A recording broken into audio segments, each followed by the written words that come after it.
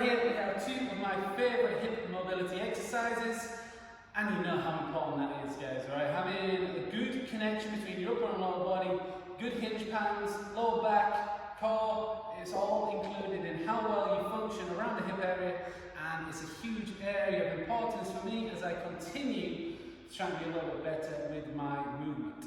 And obviously you can add these in too. So number one is going to be the angled hip opener steps. Okay, so Scott said with this one over. You're going to need a club, you're going to balance, and whenever you do this, always be aware of your overall body position. So you don't want to be losing spinal position, you want to stay neutral. You're going to hold the club out in front. That's going to give you some balance because you're not trying to work the core too hard. But basically, you're going to take a reasonable step, back knees on the ground, step forward, you're just going to lunge into it, step back, go to about 45 degrees, step and lean, back, 90 degrees, up, and back in, 45, back in, 90.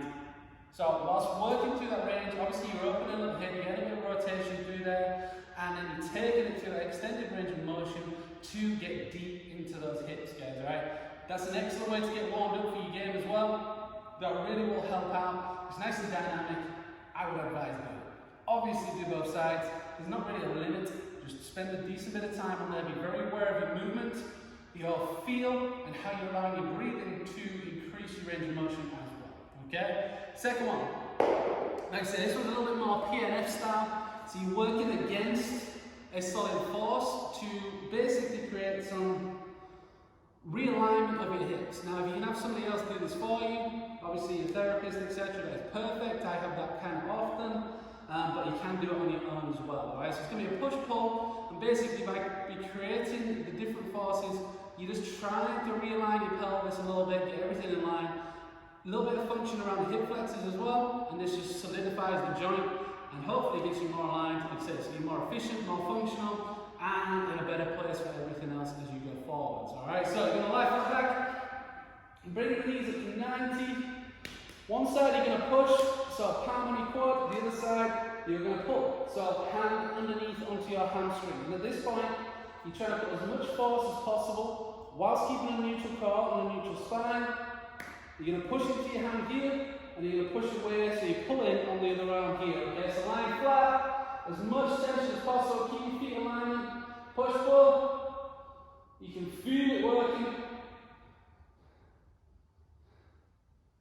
And you can see there, obviously swap around, do the other side, but with one leg trying to go forwards, the other one trying to come back towards your body. The pelvis is working hard, you get different levels of activation through the hips, different sides. And for me, that is really important for my overall health and stability at the hip. Combine those two, and you can definitely get yourself in a better position for better movement quality and longevity. Okay, so add those two in before rounds, on an even, wherever you can get them done. Continue to mix up your mobility work with static, dynamic, and all of the other styles of mobility we'll keep putting out for you guys, right? These two for the hips, get it done.